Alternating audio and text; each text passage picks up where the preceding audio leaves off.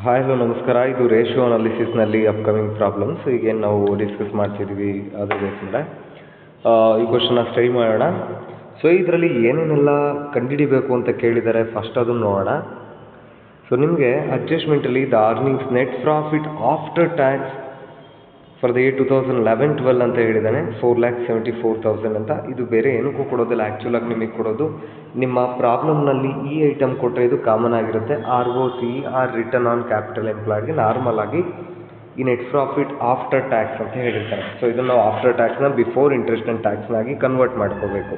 So ಅದಕ್ಕೋಸ್ಕರ item ಇರುತ್ತೆ. ಇನ್ನು current ratio, acid test ratio, quick ratio, liquidity ratio ಮೂರು ಒಂದೇ. ಪ್ರೊಪ್ರೈಟರಿ ರೇಷಿಯೋ ಕೇಳಿದ್ದಾನೆ, ಡೆಟ್ ಇಕ್ವಿಟಿ ರೇಷಿಯೋ ಕೇಳಿದ್ದಾನೆ, ಕ್ಯಾಪಿಟಲ್ ಗೇರಿಂಗ್ ರೇಷಿಯೋ ಕೇಳಿದ್ದಾನೆ. ಸೊ ಇಷ್ಟಕ್ಕೂ ಬೇಕಾಗಿರುವಂಥ ಐಟಮ್ಗಳನ್ನ ನಾವು ನೋಡ್ಕೋಬೇಕಾಗುತ್ತೆ. ಕರೆಂಟ್ ಅಸೆಟ್ಸ್ಗೆ ನಮಗೆ ಬೇಕಾಗಿರೋದು current assets and current liabilities. Acid ಅಸೆಟ್ಸ್ಗೆ ಕರೆಂಟ್ ಅಸೆಟ್ನಲ್ಲಿ ಸ್ಟಾಕು ಮತ್ತು ಪ್ರೀಪೇಯ್ಡ್ ಎಕ್ಸ್ಪೆನ್ಸಸ್ನ ಬಿಡಬೇಕಾಗುತ್ತೆ. ಇನ್ನು ಕರೆಂಟ್ ಲಯಬಿಲಿಟೀಸ್ನಲ್ಲಿ BODನ ಬಿಟ್ಟರೆ ಆ್ಯಕ್ಚುಲಾಗಿ ನಮಗೆ ರೇಷಿಯೋ ಅಮೌಂಟ್ ಸಿಗುತ್ತೆ. ಇನ್ನು ಆ್ಯಸಿಡ್ ಟೆಸ್ಟ್ ರೇಷಿಯೋ ಅಲ್ಲೇ ಕನ್ವರ್ಟ್ ಆಯಿತು ಅದು. ಸೊ ನೆಕ್ಸ್ಟ್ ಪ್ರೊಪ್ರೈಟ್ರಿ ರೇಷಿಯೋಗೆ ಬಂದರೆ net worth divided by total assets ಅಂತ ಹೇಳಿ ತೊಗೊಳ್ತೀವಿ. ಸೊ ಡೆಟ್ ಇಕ್ವಿಟಿಗೆ ಡೆಟ್ ಮತ್ತು ಇಕ್ವಿಟಿ ಬೇಕಾಗುತ್ತೆ. ಕ್ಯಾಪಿಟಲ್ ಗೇರಿಂಗ್ ರೇಷಿಯೋಗೆ fixed interest bearing funds divided by equity ಅಂತ ತೊಗೊಳ್ತೀವಿ. ROCE ಅಥವಾ ರಿಟರ್ನ್ ಆನ್ ಕ್ಯಾಪಿಟಲ್ ಎಂಪ್ಲಾಯ್ಡ್ಗೆ ROCE divided by capital employed into 100 ಅಂತ ಹೇಳಿ ತೊಗೊಳ್ತೀವಿ. ಈಗ ಡಿಸ್ಕಸ್ ಮಾಡ್ತಾ ಬರೋಣ ಯಾವ್ಯಾವ ಐಟಮ್ ಯಾವ್ಯಾವುದಕ್ಕೆ ಹೋಗುತ್ತೆ ಅಂತ ನಿಮ್ಮ ಬ್ಯಾಲೆನ್ಸ್ ಶೀಟಲ್ಲಿರೋದು. ಈಕ್ವಿಟಿ ಬಂದ್ಬಿಟ್ಟು ಈಕ್ವಿಟಿಗೆ ಹೋಗುತ್ತೆ, ಪ್ರಿಫರೆನ್ಸು ಕೂಡ ಈಕ್ವಿಟಿಗೆ ಹೋಗುತ್ತೆ, ಜನರಲ್ ರಿಸರ್ವ್ ಕೂಡ ಈಕ್ವಿಟಿಗೆ ಹೋಗುತ್ತೆ, ಶೇರ್ ಪ್ರೀಮಿಯಂ ಕೂಡ ಈಕ್ವಿಟಿಗೆ ಹೋಗುತ್ತೆ, P&L ಕೂಡ ಈಕ್ವಿಟಿಗೆ ಹೋಗುತ್ತೆ. ಇಷ್ಟನ್ನ ಕೂಡಿಕೊಂಡು ಈಕ್ವಿಟಿ ಅಂತ ಅದರಲ್ಲಿ ನಾನು ಅವತ್ತಿಂದನೂ ಹೇಳ್ತಿದ್ದೀನಿ ನಿಮಗೆ ಕೆಲವೊಂದು ಐಟಮ್ನ ಲೆಸ್ ಮಾಡಬೇಕಾಗತ್ತೆ. ಸೊ ಐಟಮ್ಗಳು ಯಾವುದು ಅಂತ ಹೇಳೋದಾದರೆ ಒಂದು ಗುಡ್ ವಿಲ್ ಆಗಿರ್ಬೋದು, ಪ್ರಮೋಷನಲ್ ಎಕ್ಸ್ಪೆನ್ಸಸ್ ಆಗಿರ್ಬೋದು, ಮತ್ತು ಏನು discount on issue of shares and debenture, preliminary expense ಆಗಿರ್ಬೋದು, commission on issue of shares ಆಗಿರ್ಬೋದು, ಇವುಗಳನ್ನ ಲೆಸ್ ಮಾಡ್ಕೋಬೇಕು. ಆವಾಗ ಕಳೆದಾಗ ಸಿಗೋದು ಅಂದರೆ ಇಷ್ಟನ್ನು ಕೂಡ್ಕೊಂಡು ಈ ಎರಡು ಐಟಮ್ನ ಕಳೆದ್ರೆ ಏನು ಉಳಿಯುತ್ತೆ, that is actual equity. Debenture ಬಂದರೆ ನಿಮಗೆ ಗೊತ್ತು ಡೆಟ್, ಅದು ಲಾಂಗ್ ಟರ್ಮ್ ಲೋನ್ ಅಂತ ಬಂದರೆ ಅದು ಕೂಡ ಡೆಟ್ ಆಗಿರುತ್ತೆ.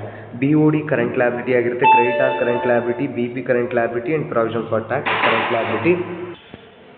ಆ ಎರಡು ಐಟಮ್ನ ಲೆಸ್ ಮಾಡಿದರೆ ನಮ್ಗೆ ಆ್ಯಕ್ಚುಲಾಗಿ ಸಿಗುವಂಥದ್ದು ಈಕ್ವಿಟಿ ಆಗಿರುತ್ತೆ. ಸೊ ಇನ್ನು ಪ್ರೊಪ್ರೈಟರಿ ರೇಷಿಯೋಗೆ ಬಂದರೆ net worth divided by total assets ಅಂತ ಹೇಳಿ ನಾವು ಕರಿತೀವಿ. Net worth is nothing but equity. Total asset ಅಂತ ಹೇಳೋದಾದರೆ ಈ ಟೋಟಲ್ ಅಸೆಟ್ನಲ್ಲೇ ಆ್ಯಕ್ಚುಲಾಗಿ ನಾವು ಈ ಗುಡ್ ವಿಲ್ ಮತ್ತು ಪ್ರಮೋಷನಲ್ ಎಕ್ಸ್ಪೆನ್ಸಸ್ನ ಬಿಟ್ಟು ತೊಗೊಂಡ್ರೆ ಆ್ಯಕ್ಚುಲಾಗಿ ಅದು total asset equity net worth divided by total ಅಸೆಟ್ಟಿಂದ ಡೈರೆಕ್ಟಾಗಿ ಮಾಡಬೇಕಾಗುತ್ತೆ.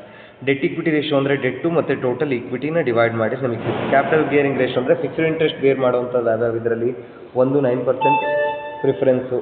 ಸೊ ಅದಾದಮೇಲೆ 10% ಡಿಬೆಂಚರ್, ಲಾಂಗ್ ಟರ್ಮ್ ಲೋನ್, ಇದಿಷ್ಟನ್ನು ಕೂಡಿಕೊಂಡು ಅದ್ರ ಕೆಳಗಡೆಗೆ ಜೊತೆಗೆ ಪ್ರಿಫರೆನ್ಸ್ನ ಒಂದು ಬಿಟ್ಟರೆ ಆ್ಯಕ್ಚುಲಾಗಿ ಸಿಗೋದೆ ಕ್ಯಾಪಿಟಲ್ ಗೇರಿಂಗ್ ರೇಷಿಯೋ ಆಗುತ್ತೆ. ಇನ್ನು ROCE ಬಿಫೋರ್ ಇದೆ, ಆಫ್ಟರ್ ಇದೆ, ಅದನ್ನು ಬಿಫೋರಾಗಿ ಕನ್ವರ್ಟ್ ಮಾಡ್ಕೋಬೇಕು. ಈಗ ಡಿಸ್ಕಸ್ ಮಾಡೋಣ ಅದ್ರ ಮೇಲೆ.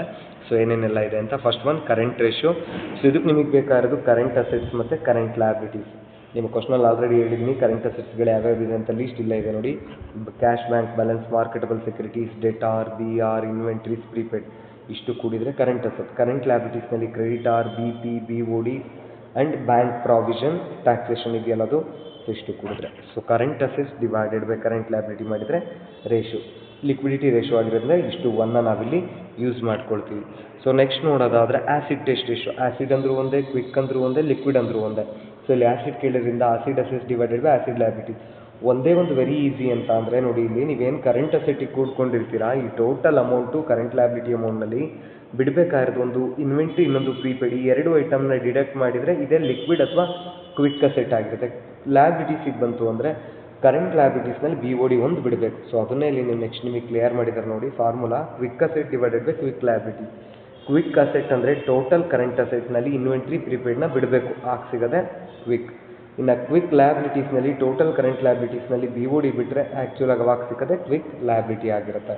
ಸೊ ಇನ್ನು ನೆಕ್ಸ್ಟ್ ಪ್ರೊಪ್ರೈಟರಿ ರೇಷಿಯೋ. ನಮ್ಗೆ ಆನ್ಸರ್ 1:8:1 ಅವಾಗ ಸಿಗುತ್ತೆ. ನೆಕ್ಸ್ಟ್ ಪ್ರೊಪ್ರೈಟರಿ ರೇಷಿಯೋ ವಿಚಾರಕ್ಕೆ ಬಂದರೆ net worth divided by total asset. Net worth is nothing but equity. ಅವಾಗಲೇ ಹೇಳಿದೆ ನೆಟ್ವರ್ತ್ ಈಕ್ವಿಟಿ ಅಂದರೆ ಯಾವ್ಯಾವುದು, equity, preference, security premium, general reserve, P and L ಇಷ್ಟನ್ನು ಕೂಡ್ಕೊಂಡು ಅಸೆಟ್ ಸೈಡ್ ಎರಡು ಐಟಮ್ನ ಬಿಡಬೇಕು. ನಾರ್ಮಲ್ ಆಗಿ ಬರುವಂಥ ಐಟಮ್ ಯಾವ್ಯಾವು, good will, promotional expenses, discount on issue of shares and debenture, selling expenses, commission on issue of shares and debenture, preliminary expenses. But ನಿಮ್ಮ ಪ್ರಾಬ್ಲಮಲ್ಲಿ ಇರೋದು ಇವೆರಡೇ, ಒಂದು good will, ಇನ್ನೊಂದು ಪ್ರಮೋಷನಲ್ ಎಕ್ಸ್ಪೆನ್ಸಸ್. ಇವೆರಡು ಐಟಮ್ನ ಕಳೆದ್ರೆ ಆ್ಯಕ್ಚುಲ್ ಅವಾಗ ಸಿಗೋದು ಆ್ಯಕ್ಚುಲ್ ಈಕ್ವಿಟಿ. ಇನ್ನು ಟೋಟಲ್ ಅಸೆಟ್ ಅಂತ ಬಂದರೆ fixed asset, long term investment, current asset. ನಿಮ್ಮ ಬ್ಯಾಲೆನ್ಸ್ ಶೀಟ್ನ ಅಬ್ಸರ್ವ್ ಮಾಡಿ. ಇಲ್ಲಿ ಬ್ಯಾಲೆನ್ಸ್ ಶೀಟ್ ಎಷ್ಟಿದೆ, 41,50,000 ಇದೆ. ಸೊ ಅದರಲ್ಲಿ ಯಾವ್ಯಾವುದನ್ನು ಬಿಡ್ತೀವಿ ಅಂದರೆ ಟೋಟಲ್ ಅಸೆಟ್ಟಲ್ಲಿ ಒಂದು goodwill and this promotional expenses. ಈಕ್ವಿಟಿಲಿ ಯಾವ್ದು ಕಳಿತೀರ ಅದನ್ನೇ ಟೋಟಲ್ ಅಸೆಟ್ಟಲ್ಲಿ ಕಳೆದ್ರೆ ನಾವು ಸಿಗುತ್ತೆ. ಅದನ್ನೇ ಇಲ್ಲಿ ಅವರು ಕೂಡ ಮಾಡಿರೋದು. 41,50,000 ಎಲ್ಲ ಅಸೆಟ್ಗಳನ್ನ ಕೂಡ್ಕೊಂಡಿದ್ದಾರೆ. ಗುಡ್ ವಿಲ್ ಅದನ್ನು ಫಿಕ್ಟಿಷಿಯಸ್ ಅಸೆಟ್ಸ್ ಅಂತ ಏನು ಕರಿತೀವಿ ಅವುಗಳನ್ನ ಬಿಟ್ಟಿದ್ದಾರೆ ಅಷ್ಟೇ, ಗುಡ್ ವಿಲ್ ಒಂದು ಮತ್ತು promotional ಎಕ್ಸ್ಪೆನ್ಸಸ್ನ.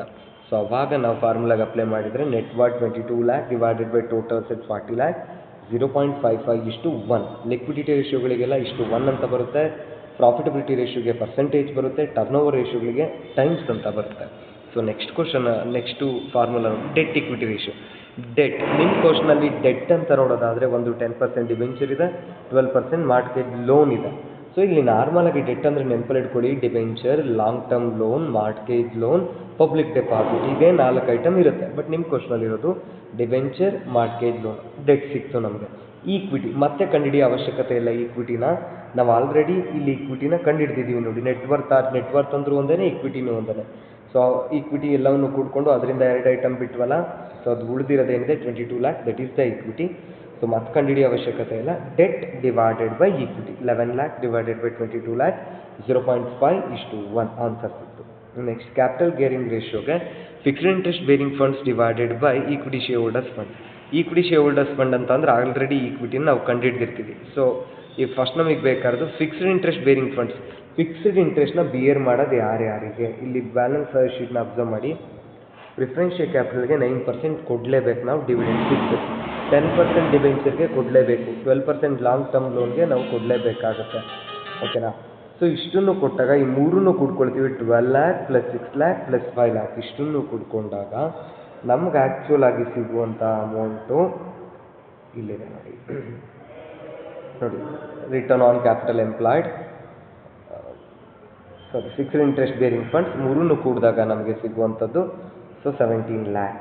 Debenture 9% preference share capital ಇವೆರಡನ್ನು ಕೂಡ್ಕೊಂಡು 17 lakh ಆಗುತ್ತೆ.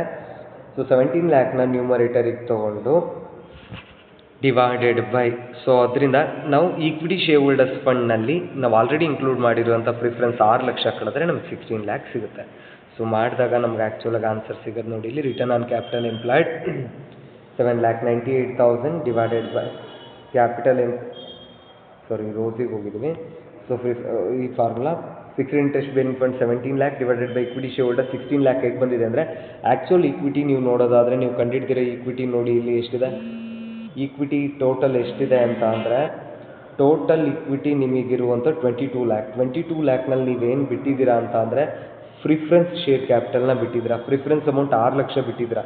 ಬಿಟ್ಟಾಗ ನಿಮಗೆ ಉಳಿಯೋದು ಆ್ಯಕ್ಚುಲಾಗಿ 16 lakh. ಸೊ 16 lakhನ ನಾವಿಲ್ಲಿ ಹಾಕೊಂಡಿದ್ದೀವಿ ನೋಡಿ. Fixed interest bearing fund 17 lakh divided by 16 lakh, so 1.06:1 ನಿಮ್ಗೆ ಇಷ್ಟು ಬರುತ್ತೆ. ಸೊ ಅದು ಆನ್ಸರ್ ಆಯಿತು ಅದಕ್ಕೆ. ನೆಕ್ಸ್ಟ್ ROC ಬೇಕಾದ್ರೆ ರಿಟರ್ನ್ ಆನ್ ಕ್ಯಾಪಿಟಲ್ ಎಂಪ್ಲಾಯ್ಡ್. ನೆನಪಿಟ್ಕೊಳ್ಳಿ, ರಿಟರ್ನ್ ಆನ್ ಕ್ಯಾಪಿಟಲ್ ಎಂಪ್ಲಾಯ್ಡ್ ಅಂದರೆ profit before interest and tax. So ನಿಮ್ಮ ಅಡ್ಜಸ್ಟ್ಮೆಂಟಲ್ಲಿ ಆಲ್ರೆಡಿ ಕೊಟ್ಟಿದ್ದಾನೆ, ಪ್ರಾಫಿಟ್ ಆಫ್ಟರ್ ಟ್ಯಾಕ್ಸ್ ಕೊಟ್ಟಿದ್ದಾನೆ 4,74,000. ಅದನ್ನು ನಾವು ಬಿಫೋರಿಗೆ ಕನ್ವರ್ಟ್ ಮಾಡಬೇಕು ಅಂತ ಅಂದರೆ ನಾವು ಅದರಲ್ಲಿ ಏನೇನು ಡಿಡಕ್ಟ್ ಮಾಡಿರ್ತೀವಿ ಅದನ್ನು ವಾಪಸ್ ಆ್ಯಡ್ ಮಾಡಬೇಕು. ಸೊ ಯಾವ್ಯಾವುದು profit before interest and tax ಅಂತ ಅಂದರೆ ಇಂಟ್ರೆಸ್ಟ್ನ ಆ್ಯಡ್ ಮಾಡಬೇಕು. ಇಂಟ್ರೆಸ್ಟ್ ಯಾರಿಗೆ ಕೊಡ್ತೀವಿ, ಡಿಬೆಂಚರ್ಗೆ, ಲೋನ್ಗೆ. ಸೊ ಅದ್ರದ್ದು ಟ್ಯಾಕ್ಸನ್ನು ಕೂಡ ವಾಪಸ್ ಆ್ಯಡ್ ಮಾಡಬೇಕು. ನೋಡಿ ನಿಮ್ಮ ಬ್ಯಾಲೆನ್ಸ್ ಶೀಟ್ ಕೆಳಗಡೆ ಹೇಳಿದ್ದ ಪ್ರಾಫಿಟ್ ಆಫ್ಟರ್ ಟ್ಯಾಕ್ಸ್ 4,74,000 ಇದೆ. ಸೊ ಅದ್ರ ಮೇಲೆ interest on debenture 6 lakh, 10% 60,000, interest on mortgage loan 60,000.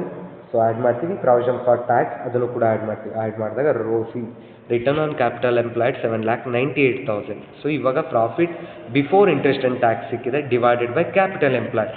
Sir capital employed ಅಂದರೆ ಯಾವುದು ನೋಡಿ, ROC ಆನ್ಸರ್ ಸಿಕ್ತು ನಿಮಗೆ, profit before interest and tax. Capital employed ಅಂದರೆ ಯಾವ್ಯಾವುದು, equity plus debt. Equity plus debt ನೀವು ಮತ್ತೆ ಕಂಡುಹಿಡಿಯೋ ಅವಶ್ಯಕತೆ ಇಲ್ಲ. ಈಕ್ವಿಟಿ ಎಷ್ಟಿದೆ ಟೋಟಲ್ಲು 11 ಲ್ಯಾಕ್, ಡೆಟ್ ಎಷ್ಟಿದೆ, ಡೆಟ್ 11 ಲ್ಯಾಕ್, ಈಕ್ವಿಟಿ 22 ಲ್ಯಾಕ್, ಎರಡನ್ನೂ ಕೂಡಿದಾಗ ಸೊ ನಿಮಗಲ್ಲಿ ಅಮೌಂಟ್ ಸಿಗುತ್ತೆ ನೋಡಿರಿ. ಇಲ್ಲಿ ಅದನ್ನೇ ಅವರು ಅಲ್ಲಿ ಮಾಡ್ಕೊಂಡಿರೋದು ನೋಡಿ. Debt and equity 22 lakh plus 11 lakh 33 lakh are, ಈ ರೀತಿ ಕೂಡ ನಾವು ಮಾಡ್ಕೋಬೋದು. ಸೊ ಈ ರೀತಿ ಮಾಡಿದಾಗ ನಿಮಗೆ ಕ್ಯಾಪಿಟಲ್ ಎಂಪ್ಲಾಯ್ಡ್ ಸಿಗುತ್ತೆ. ಅದನ್ನು ಫಾರ್ಮುಲಾಗೆ ಅಪ್ಲೈ ಮಾಡಿದ್ದೀವಿ. Return on capital employed, profit before interest and tax ಅಂತ ಕರಿತೀವಿ. ಅದನ್ನು ಕಂಡುಹಿಡ್ಕೊಂಡ್ವಲ್ಲ ಈಗ ಅದು 7,98,000. ಕ್ಯಾಪಿಟಲ್ ಎಂಪ್ಲಾಯ್ಡ್ ಅಂದರೆ debt plus equity 33 lac into 100 ಮಾಡಿದಾಗ 24.18 ನಾವು ಹಾಕಿರೋ ಬಂಡವಾಳಕ್ಕೆ ಅಷ್ಟು ರಿಟರ್ನ್ ನಮಗೆ ಸಿಗುತ್ತೆ ಅಂತ ಹೇಳಿ. ಎಕ್ಸ್ಪೆಕ್ಟೆಡ್ ಕ್ವಶನ್ ಇದು. ಈ ರೀತಿ ಕ್ವಶನ್ಸ್ಗಳನ್ನ ರೈಸ್ ಮಾಡ್ತಿರ್ತಾರೆ. ಇದು ಆಲ್ರೆಡಿ ಪ್ರೀವಿಯಸ್ ಇಯರ್ಗಳಲ್ಲಿ ಕೇಳಿರುವಂಥ ಕ್ವಶನ್ ಕೂಡ ಹೌದು. ಮೇ ಜೂನ್ 2015 20 ಮಾರ್ಕ್ಸ್ ಆವಾಗ CBCS ಸಿಲೆಬಸ್ ಅವ್ರಿಗೆ ಈ ರೀತಿ ಕ್ವಶನ್ಸ್ಗಳನ್ನ ಕೇಳ್ತಿದ್ರು. ಸೊ ಏನೇ ಕ್ವಶನ್ ಕೇಳಿದ್ರು ನಿಮಗೆ ಮಾಡುವಂಥ ಮೆಥಡು ನೆನಪಲ್ಲಿದ್ದರೆ ಆಯಿತು ಅಷ್ಟೇ.